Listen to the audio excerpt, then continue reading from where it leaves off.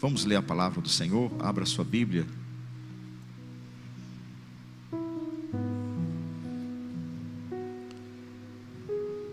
Em Lucas, capítulo 18, versículos 9 ao 15. 9 ao 14, melhor. Lucas 18, 9 ao 14.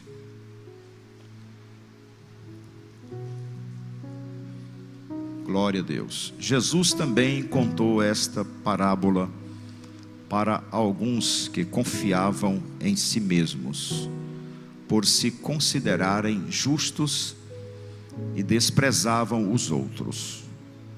2 homens foram ao templo para orar.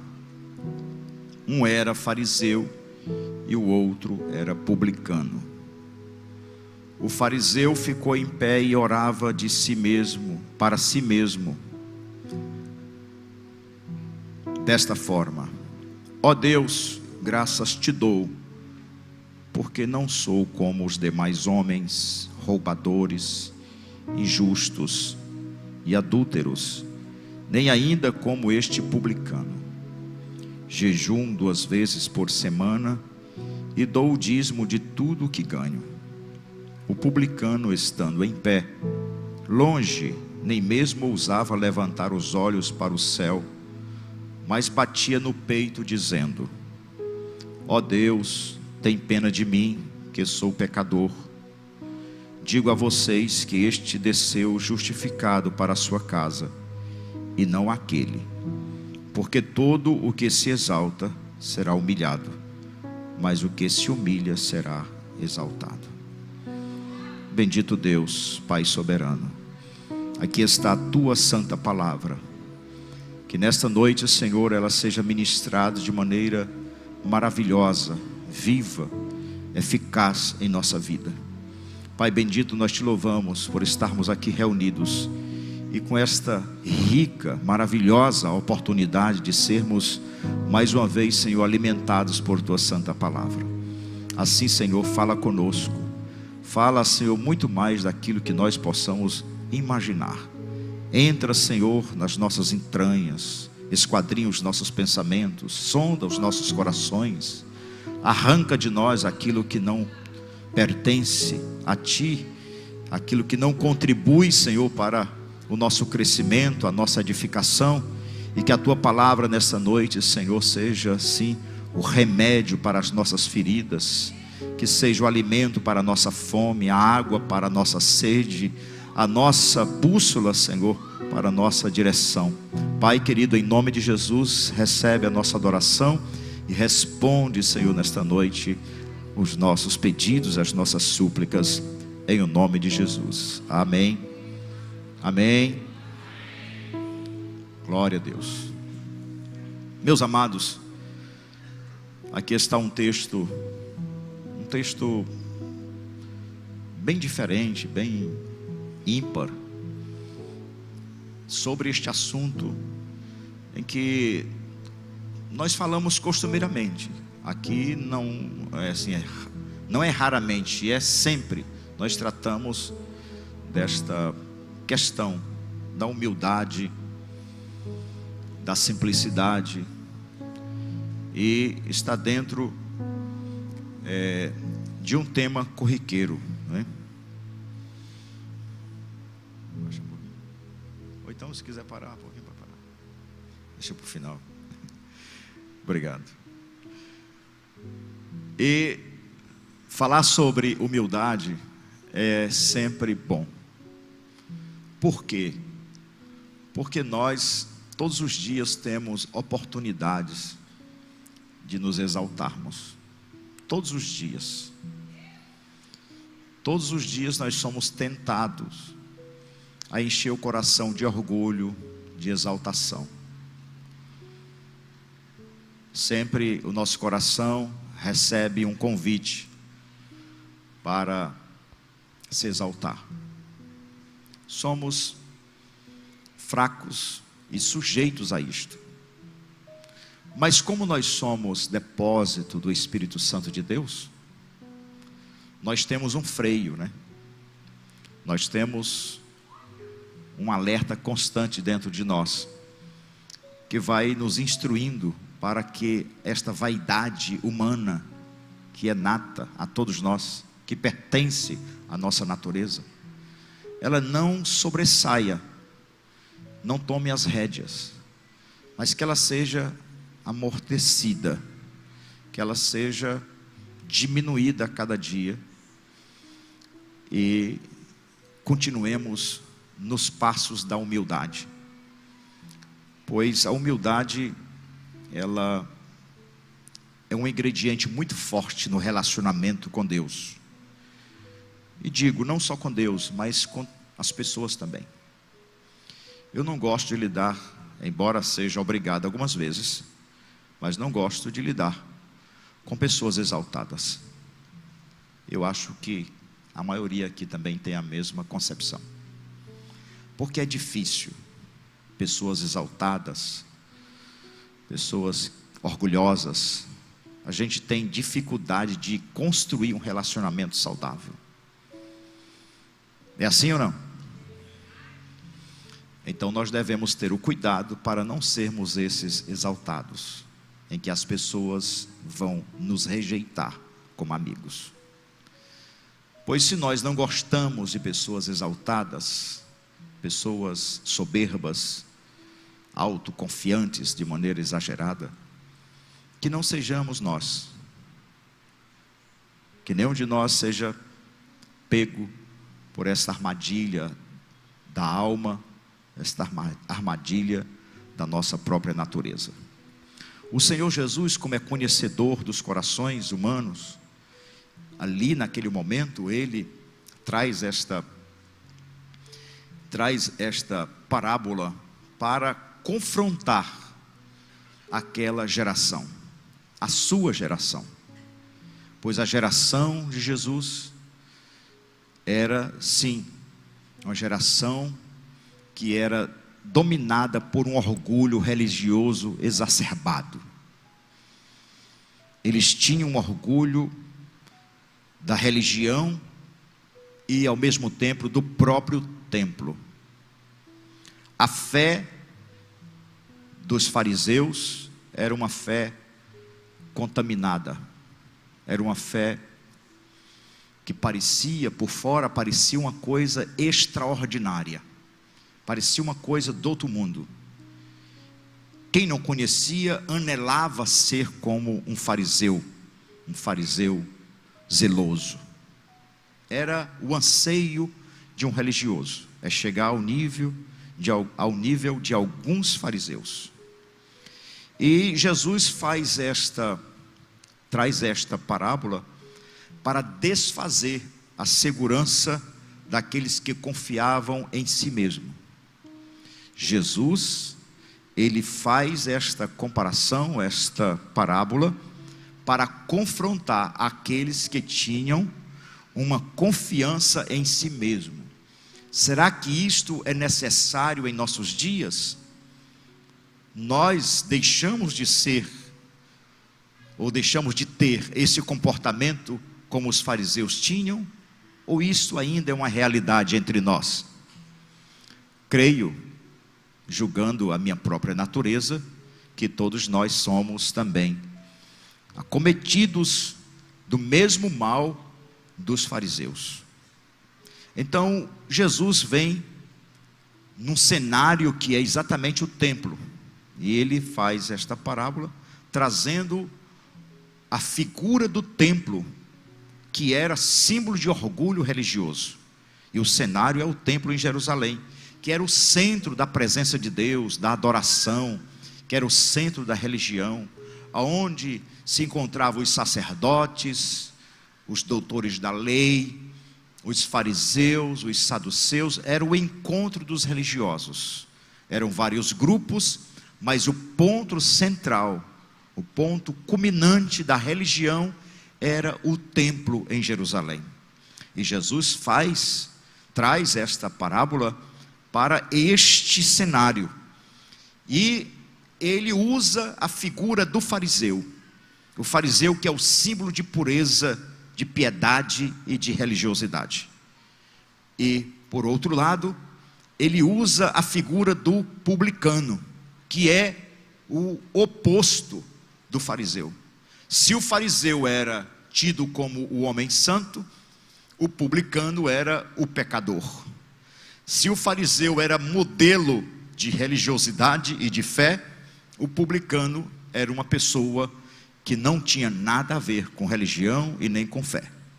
Na verdade, o publicano era sinônimo de traição nacional, pois eles eram cobradores de impostos e também eram conhecidos, tinham a fama de corruptos e também de impuros.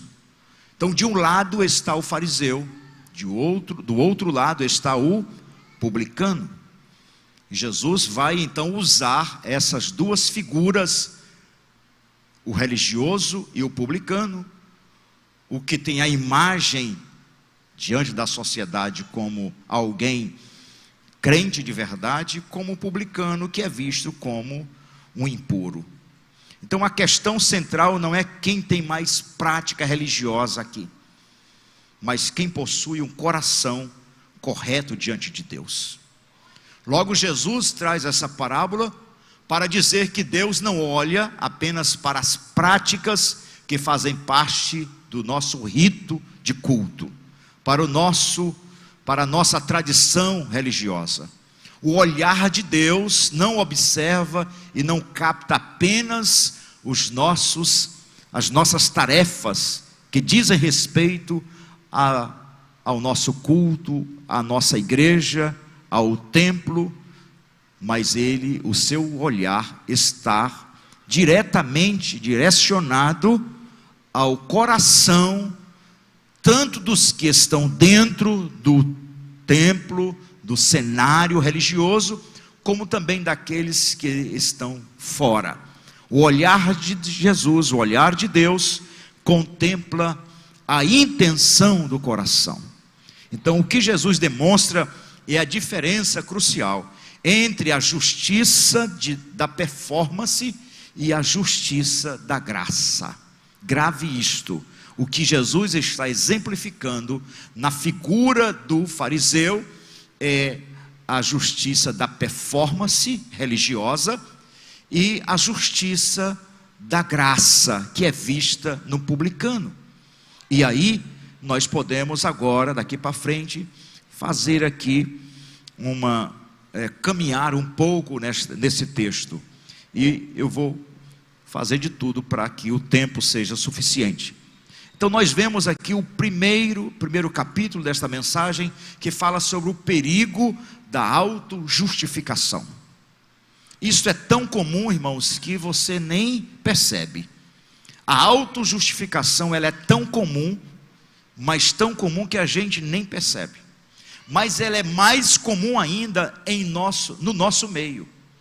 A autojustificação, ela tem um embrião, ela tem um lugar de geração, onde ela é gerada, onde ela é produzida, e é exatamente no cenário da religiosidade.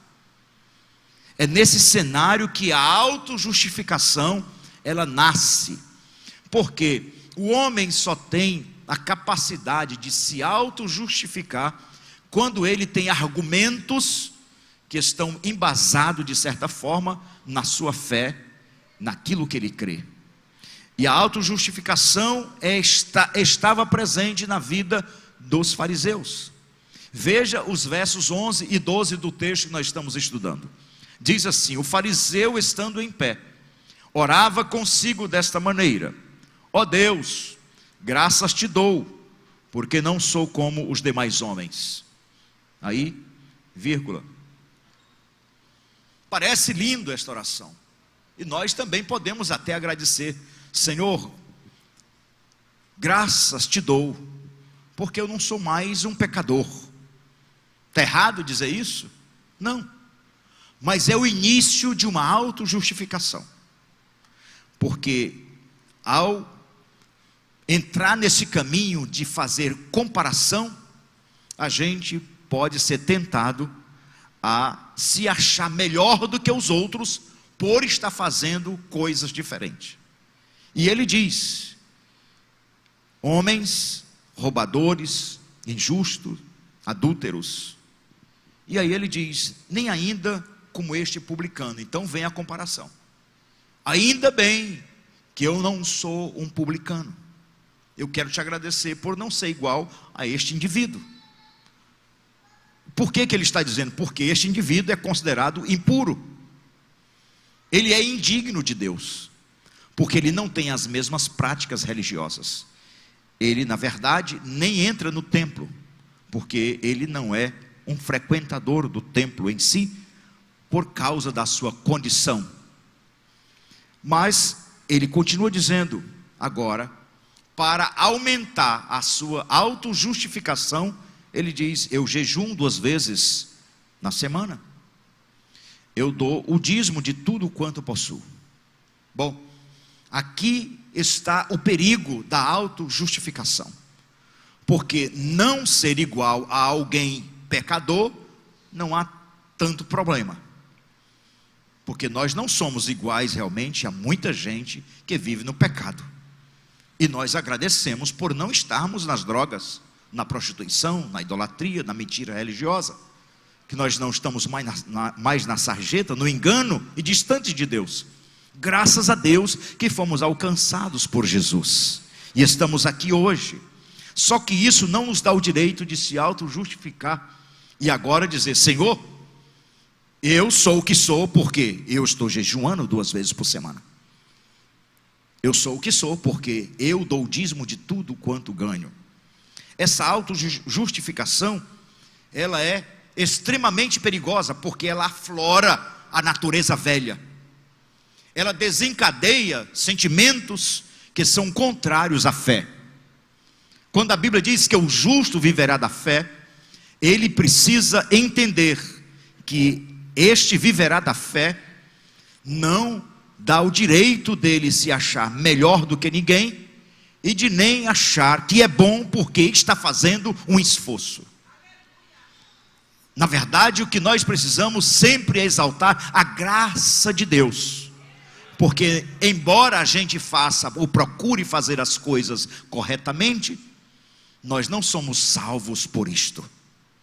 Porque se nós pudéssemos ser salvos agora com as nossas obras, então Jesus nem precisaria ter nos resgatado. Esta autojustificação, ela é perigosa, porque vai fazendo com que o homem se sinta tão importante no processo da salvação quanto o papel salvífico de Jesus. Porque nós não temos um papel de salvação, nós somos os pecadores, Ele é o Salvador. Mas pastor, eu estou me esforçando. Você está se esforçando depois que foi salvo, mas lá no pecado, quando você não conhecia nada, quando você nem lia a Bíblia, quando você não sabia de um versículo sequer, e quando pecava e achava bom pecar, o Senhor te amou a si mesmo. Pois diz a palavra que estando nós mortos nos nossos pecados e delitos, Ele nos vivificou, aleluia. Então, se nós somos melhores hoje, é por causa da graça. Mas se você alimentar um pouquinho esta carne, achando que é alguma coisa só porque já é crente, esta velha natureza vai crescer dentro de você, e dentro da igreja você se tornará um pecador, tanto quanto aqueles que nunca puseram os pés aqui dentro. É sobre isso que Jesus está falando. Então, o palco da religião externa, o fariseu representa essa religião vista a olho nu, que não precisa fazer esforço nenhum, que é a maneira aparente de ser. E quando Jesus fala sobre isso, ele causa um choque muito grande, porque ele está rodeado de fariseus. O fariseu era o guardião da identidade espiritual de Israel. Ele se achava. É tanto que eles atavam fardos pesados sobre as pessoas, mas que não faziam nada para carregá-los. Eles não tinham compromisso em tornar a fé na prática, na vivência, mas sim em preceitos. Por isso Jesus disse: vocês podem fazer o que os fariseus dizem, né? Mas não sejam como eles. Então fazer o que os fariseus diziam era certo, correto, mas ser o fariseu, aí é que era o problema, porque os fariseus não cumpriam aquilo que eles mesmos pregavam. E o fariseu, apesar de ter essa figura religiosa, suas práticas de jejum eram também conhecidas. Eles jejuavam constantemente. Pastor, então o jejum não é bem visto por Deus? Tem nada a ver uma coisa com a outra. Nós devemos jejuar sim. Só que você não pode bater no peito dizendo: Senhor, eu estou jejuando, viu? Ou então chegar para o irmão e dizer: irmão, você está na carne. Eu estou no espírito porque eu jejuei 2 vezes essa semana. Você já está se orgulhando de uma prática. Você está se orgulhando de alguma coisa. E a graça de Deus está desaparecendo da sua vida. Sabe aquelas pessoas que começam a fazer sacrifícios para depois falar para as pessoas que está fazendo esse sacrifício? Irmão, estou no mistério. Tem muita gente que entra no mistério de uma consagração e ele começa a querer fazer propaganda disto. E é o que a Bíblia condena. Mas os fariseus faziam isso constantemente. Estar no templo participando de atos de adoração, como um culto, é inútil se o coração permanecer distante de Deus, ou se esse coração for autossuficiente. Será que no meio de nós tem pessoas que se acham autossuficientes? Eu não preciso de estar todo dia na igreja. Eu não preciso de ler Bíblia todo dia. Eu não preciso também de ficar orando para saber da vontade de Deus. Eu não preciso. Ele se acha autossuficiente já pela experiência. Eu não tenho um ano de crente, não. Eu já tenho 30 anos de fé, eu já sei das coisas. Sabe, irmãos, isso acontece muito. Eu não sou mais criança. As nossas experiências realmente nos dão condições para lidarmos com mais facilidade nos conflitos, nas tribulações, nas perseguições, nas tentações. Mas essas experiências, às vezes, elas não valem nada diante de situações extremas na vida. Onde estava a experiência dos pescadores? Pedro, Tiago, João, quando Jesus estava naquele barco e aquela tempestade se levantou? Onde estava a experiência deles? Para onde foi a experiência deles? E eles entraram em desespero e disseram: Senhor, nós vamos morrer. Mas não eram eles que viviam dentro de um barco? Não já tinham experiência suficiente para lidar com aquelas situações? Mas agora foi obrigado Jesus a mandar o vento se calar e o mar se aquietar. As experiências são excelentes e nós realmente precisamos, mas isso não nos dá o direito de se achar autossuficiente, porque mesmo com as experiências que nós temos, nós sempre devemos estar debaixo da graça de Deus. Aleluia, glória a Deus. Jesus, falando sobre os fariseus, ele disse em Mateus no capítulo 15, versos 7 ao 9: hipócritas, bem profetizou Isaías a respeito de vocês, dizendo: esse povo me honra com os lábios, mas o seu coração está longe de mim, e em vão me adoram. Tem gente que pensa assim: mas pelo menos estão cantando um hino. Não dizem? Já ouviram? Tem esses artistas que inventam de cantar música gospel, aí os crentes ficam tudo: ei, agora é crente. Tem nada de crente, muitos deles. Não estou aqui generalizando, mas muitos não tem nada de crente. Alguém diz: mas pelo menos está cantando um hino. Os fariseus também faziam a mesma coisa, porque eles acreditavam, eles iam para o templo, eles também cantavam, mas diz que o coração estava distante de Deus. Então Jesus disse: e em vão me adoram, ensinando doutrinas que são preceitos humanos. Tem a adoração vã? Tem. Então a gente não pode pensar que todo mundo que está cantando alguma música que fala de Jesus é crente, ou então está adorando. Não, irmãos, tem adoradores e adoradores. Não é assim? Que os verdadeiros adoradores adoram em quê? Em espírito e em verdade. A adoração, ela passa por esse crivo: é em espírito e é em verdade. Cantar uma música não significa que a pessoa seja um adorador, nem daqueles que não são crentes, e também os que já são crentes. Não é porque canta bem ou toca bem que é um verdadeiro adorador. A adoração é conhecida por Deus porque ela nasce no coração e não na boca. Glória a Deus. E então nós vemos a oração do fariseu. Qual é a oração do fariseu? A oração do fariseu está aí no texto, quando ele diz que orava consigo mesmo. E essa expressão grega, ela sugere que a sua oração era um monólogo autocentrado, mais um currículo espiritual a ser apresentado do que uma súplica a Deus. Ou seja, ele estava falando do que era para Deus. Quem somos nós, irmãos, para darmos o currículo para Deus? O que vale a nossa santidade diante da santidade eterna do Senhor? Somos pecadores. Isaías diz à sua geração, ao seu povo, que a justiça deles não passava de trapo de imundícia. Como nós podemos se auto-justificar diante de Deus achando que somos santos? Que somos alguma coisa? Que temos um currículo histórico para apresentar a Deus? Somos nada. Você não é nada. Eu não sou nada. A Bíblia diz que o homem é como a flor da erva.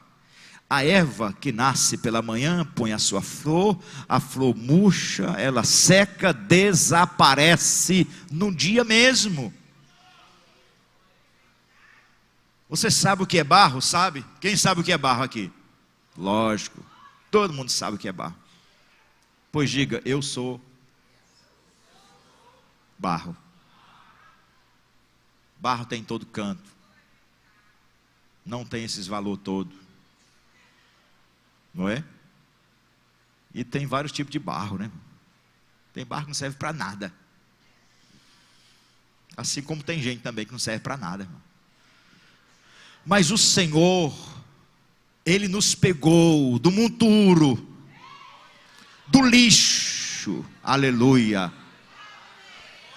aleluia, e nos fez agora vasos, e dentro deste vaso Ele pôs do seu azeite, do seu espírito. Tira o espírito e acabou. É um vaso velho que só serve agora para ser quebrado e jogado fora. Você só tem graça porque tem o Espírito Santo de Deus. Nós só temos graça porque temos o Espírito de Deus. Então esse fariseu está listando as suas virtudes. Senhor, tu está vendo como eu sou bom? A nossa bondade diante de Deus. Que bondade! Só há um bom, que é o próprio Deus. Só Ele é bom, porque a sua natureza é bondade. Nós fazemos algumas coisinhas, algumas atitudes de bondade, mas a nossa natureza é má. Nós temos mais facilidade de fazer o mal do que fazer o bem. Temos mais facilidade de falar mal de uma pessoa do que elogiar, do que reconhecer a outra. É porque é da nossa natureza. Então o fariseu, ele vai entrar nesse caminho da autojustificação. Eu jejuo, eu dizimo, viu Deus? Está vendo aqui meu dízimo? Aqui, ó. Pode conferir aí se tem algum mês, se estão devendo alguma coisa. Ah, irmãos, as coisas com Deus não funcionam assim. Provérbios capítulo 16, versículo 5 está escrito: a abominação é para o Senhor todo altivo de coração. É certo que não ficará impune. O que é para Deus um altivo de coração? O que é? É abominação. Se você soubesse realmente o que é abominação, você nunca mais ia se exaltar. A oração que Deus rejeita, mais eu do que tu, é quando a gente fala mais sobre nós mesmos do que do próprio Deus. Irmãos, nós estamos tão viciados naquela oração de pedir e de contar as coisas para Deus, que nós esquecemos de adorar a Deus na nossa oração. Esquecemos de louvar a Deus. A adoração é composta primeiramente pela adoração. O que é adoração? Quando você adora, você está dizendo quem Deus é. Na sua adoração, você está dizendo quem Ele é. Senhor, Tu és santo. Senhor, Tu é maravilhoso. Senhor, Tu é poderoso. Oh, aleluia. Quando nós começamos, Senhor, Tu és fiel. Você, quando começa a adorar, você está falando dEle. Depois, na oração, depois da adoração, vem o louvor. Senhor, Tu és o Criador dos céus e da terra, do mar e de tudo que neles há. Tu criaste todas as coisas são obra das Tuas mãos, os mares, a natureza. Senhor, Tu criaste o firmamento. Quando nós começamos a dizer as coisas que Ele faz, nós estamos louvando. Depois você pode entrar no outro capítulo da oração, agradecendo. Senhor, eu Te louvo, porque eu não era nada, hoje eu sou Teu servo. Obrigado, Senhor, por Tua graça, pelo Teu perdão, pela Tua maravilha. Ó Deus, pela Tua palavra que norteia a minha vida. Senhor, obrigado pela igreja que eu congrego. Ó Senhor, pela alegria, pela comunhão. E a gente começa a agradecer a Deus. Depois vem um pedido. No último vem um pedido. Senhor, Tu sabes da minha necessidade. Responde a minha oração, Senhor. Tu sabes do que eu estou precisando hoje. Então você discorre o seu pedido. Se é na enfermidade, se é para a família, se são negócios, vem o pedido. Mas nós estamos tão no automático, que quando dobra o joelho já é pedindo. Cadê a adoração na oração? Cadê o louvor na oração? Assim está este fariseu, está preocupado em dizer para Deus quem ele é. Mas o verdadeiro adorador, ele não está preocupado em dizer quem ele é, porque Deus conhece todas as coisas. Por isso que quando Jesus indaga Pedro por 3 vezes se ele o amava, Pedro já na terceira vez já se rende e diz: Senhor, Tu sabes. Porque Pedro entendeu que o olhar de Jesus estava dentro dele. Não precisa você estar formalizando aí algumas coisas quanto a você, o que você é, o que você faz, o que você fez na semana, o que você deu na igreja. Não, deixa o Senhor anotar todas as coisas. Ele está tomando nota e nada passa desapercebido. O caminho da verdadeira aproximação. Se a oração do fariseu se distancia de Deus, a oração do publicano atrai Deus, se aproxima de Deus. Mas pastor, como é que pode? O fariseu estava no culto, estava orando, ele não falta reunião, ele é contribuinte. É verdade, isso tudo é a maravilha.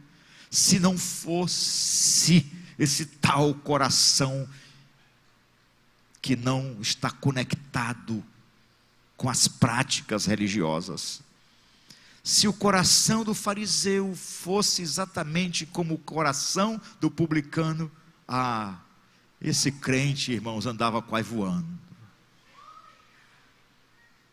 porque era bênção demais. Mas o pobre publicano, estando em pé de longe, olha o que diz o versículo 13: não ousava nem ainda levantar os olhos aos céus.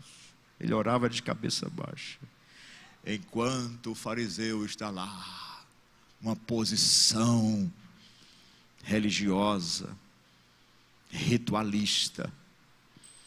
O pobre do publicano está de cabeça baixa, nem ousa encarar Deus, porque reconhece a sua fragilidade.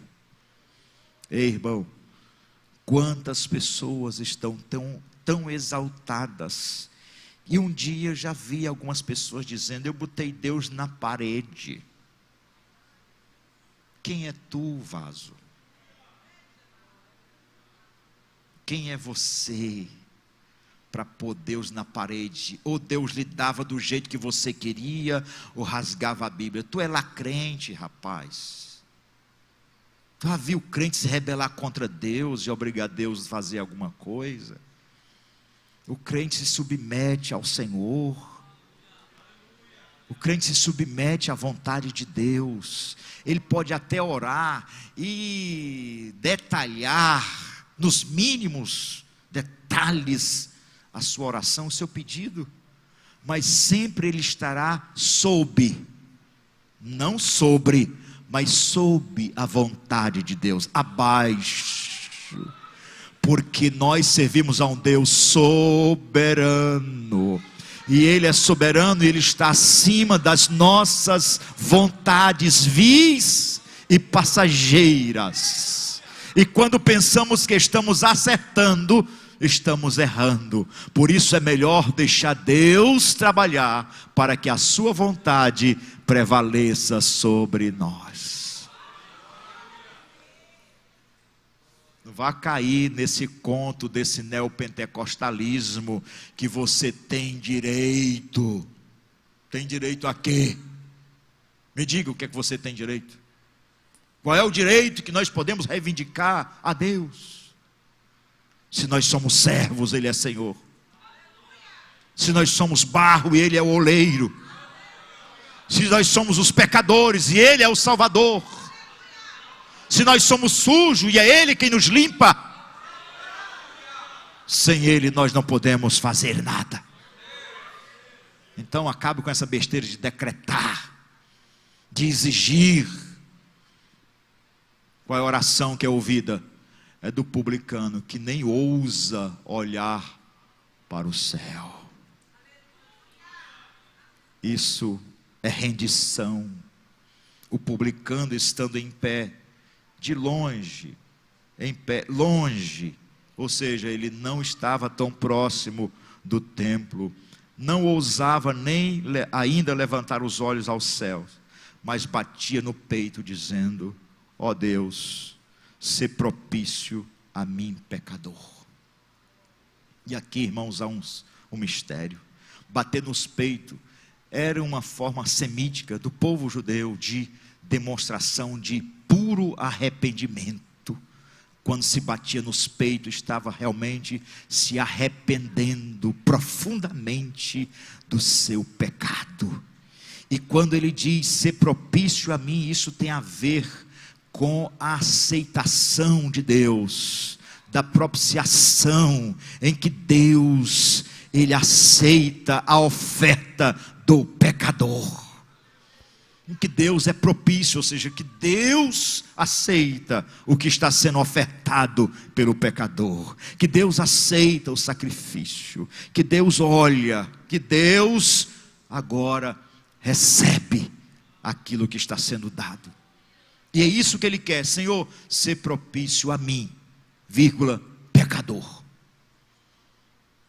Sabe, muitos crentes têm vergonha ou medo, ou não se acham pecadores, porque quando oram, às vezes em agonia de pecado, mesmo assim não se considera um pecador. Hoje pela manhã ministrei uma palavra, eu não sei se tem alguém aqui que ouviu o rádio hoje, eu nem vou perguntar para não passar vergonha, mas eu ministrei uma palavra hoje sobre Romanos 8:1, e falei um pouco sobre isso. Por quê? Porque a condenação de Deus pesa sobre todos os homens. Todos os homens. Por isso o texto diz que todos pecaram e destituídos estão da glória de Deus. E a condenação é certa, o juízo é certo. Mas por causa da graça de Jesus, que nos alcançou, essa condenação já não existe mais sobre os crentes em Jesus. Mas todos nós devemos entender a natureza pecaminosa que nós temos, e por não compreendermos o pecado e a natureza caída, nós não valorizamos a graça. Só valorizamos a graça quando entendemos o que é pecado e o estrago que ele faz em nossa vida. Quando nós realmente entendermos a gravidade do pecado, da desobediência, da infidelidade, aí é que nós vamos entender melhor o que é a graça de Deus. O que é a graça de Deus? Quando reclamaram da mulher que estava ungindo Jesus com unguento, e Jesus deixou isso muito claro: a quem mais é perdoado, mais é dado. Ou seja, a mulher sabia de onde ela tinha vindo. Ela sabia que pesava sobre ela esse estigma: é pecadora. É pecadora.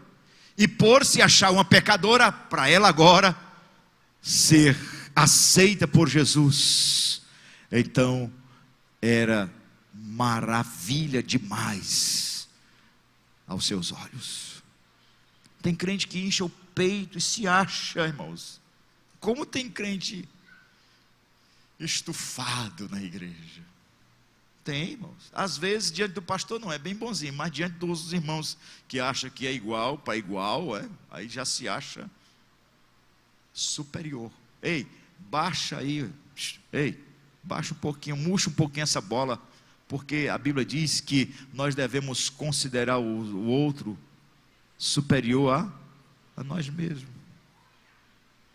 Mas quem olha por cima, tem gente que olha por cima, vê todo mundo um degrau abaixo. Ei, tu não é crente ainda. Não é crente. Porque crente que olha para o outro crente de cima como se fosse alguma coisa, tu não é Deus não. Quem olha de cima é Deus. Olhe para o seu irmão de igual para igual, olhe para o rosto dele, considere. Se você não quiser considerar ele maior do que você, mas pelo menos não ache que ele é menor do que você, porque isso é pecado, irmãos. É pecado. Eu pecando, tem crente que pensa assim: mas eu pecando? Como assim? Tem crente que acha assim, que não peca. Que não peca. Aquele que diz que não tem pecado, já está pecando. Olha, até em dizer que não tem pecado, já é pecador. Miserável homem que sou. Irmãos, é a graça de Deus na tua vida. Só isso. Avisa para o teu irmão que está do teu lado aí: é a graça. Tu não era para estar aqui não, é a graça de Deus. Nós fomos alcançados pela graça de Deus. Aleluia. A postura da humildade genuína é o clamor do publicano, que demonstra essa humildade. O publicano era a antítese do fariseu, o contrário, o oposto. Desprezado socialmente por sua profissão a serviço de Roma e suas práticas corruptas. Ele, no entanto, demonstra uma postura de quebrantamento, que faltava em quem? Em quem? No crente, no religioso, no fariseu. E onde estava a humildade? No pecador. Ei, irmãos, as coisas no reino de Deus são diferentes. São diferentes. Muita gente fica medindo as coisas, comparando as coisas de Deus como se fosse lá fora. Aqui não. Pode ser que a pessoa que vai trabalhar só 1 hora vai ganhar mais do que você que trabalhou o dia inteiro. É assim. Pode ser também que aquele que está no último lugar da fila possa chegar primeiro que você que está na ponta. É assim. Não foi eu que estabeleci essas regras, nem a Assembleia de Deus, foi Jesus mesmo. Foi Jesus que deixou isso desse jeito, viu? Tenha cuidado. E o quebrantamento que faltava no fariseu, tinha de sobra no publicano. Às vezes, a honestidade que falta no crente, tem de sobra em uma pessoa que não é crente. Que vergonha. Às vezes, a sinceridade que falta em alguns crentes, tem de sobra naquela pessoa que está lá dentro do ambiente que o crente trabalha. A sinceridade está nele e não está no crente. Isso é vergonhoso, mas é verdade. Tem crente no seu trabalho passando vergonha, porque já foi pego em mentira algumas vezes, enquanto o descrente, o patrão nunca chamou atenção por causa de mentira. Desse jeito. Tem crente que até leva coisa que não lhe pertence, do seu trabalho, de algum lugar, escondido. Ei, irmão, roubar uma caneta, a mesma coisa de roubar 1 milhão, viu? É a intenção. Se 2 moedas da viúva valeu mais do que a riqueza dos fariseus, porque é a intenção. Tenha cuidado, porque pode ser que você esteja condenando aquela pessoa que ainda não é crente, só porque não está com você aqui, e ele esteja ganhando de você na palavra, no trato, nos negócios. Não passe vergonha, porque o diabo está vendo as suas falhas lá e vai te acusar diante de Deus. Se tem alguém que tem que brilhar em um ambiente, este alguém são os que são lavados e remidos pelo sangue de Jesus. Procura um cantor de verdade no reino de Israel. Acharam quem? Quem? Davi. Procura alguém que sabe discernir um sonho. Acharam quem lá no Egito? José. É assim, tem que ser assim. Tem que achar um crente. Lá na Babilônia, quem foi? Quem foi em Babilônia? Quem foi? Daniel. Quando estiver na escassez de alguma virtude na terra, só será encontrada, deverá ser encontrada na igreja. Está faltando em verdade entre os homens? Pode estar lá no mundo, mas aqui tem que ter de sobra. Sinceridade está faltando no meio da humanidade, tá, mas na igreja tem que ter. Tem gente evitando os crentes, porque não dá para fazer negócio. Olhe para essa pessoa que está perto de você e diga: misericórdia. Misericórdia, não seja um desses. Isso aqui é porque eu estou terminando o final do ano, irmão. O funil está afunilando as coisas. Ele se coloca de longe, não levanta os olhos para o céu e bate no peito. Um gesto de profunda dor interior. E então Pedro diz o seguinte: 1 Pedro 5, 5 a 6. Deus resiste aos soberbos. Vamos citar juntos? Está na tela? Vamos ler. 1 Pedro 5, 5 e 6. Vamos ler na versão aqui. Todos juntos? Portanto... Não, peraí. 1 Pedro 5, 5 a 6. Não é isso não. Hã? Será que é 2 Pedro? Bota aí, é 2 Pedro? Hã? É isso aí mesmo. É. Que todos... Não é esse daí não. Ah, está ali embaixo, né? Lá a última frase. Deus resiste aos... Não é fraco demais, irmão. Parece que tem soberbo aqui. Diga lá bem forte. Deus...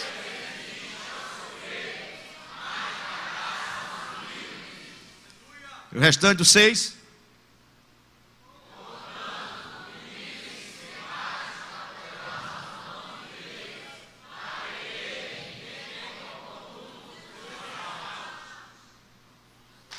Eu achei que ia ficar mais alto, irmãos, essa leitura. Vamos lá? Portanto...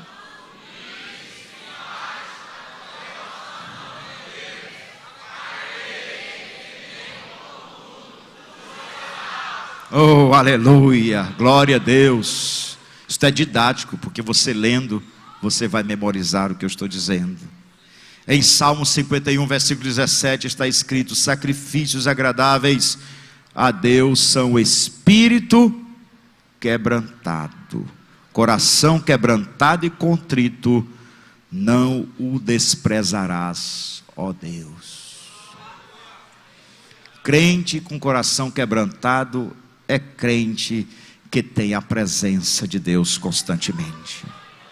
Que Deus abençoe a cada um de nós nessa noite e possamos ter o coração quebrantado com o coração deste publicano, em que entendeu a sua natureza e caiu nos braços da misericórdia de Deus.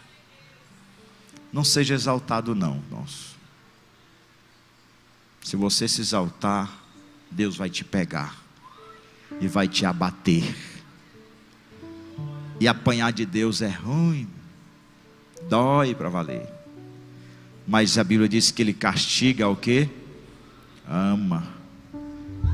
Então coloque a sua fé no Senhor e seja um crente de verdade e ande conforme a sua perfeita vontade. Amém? Agora nós vamos para outro mistério.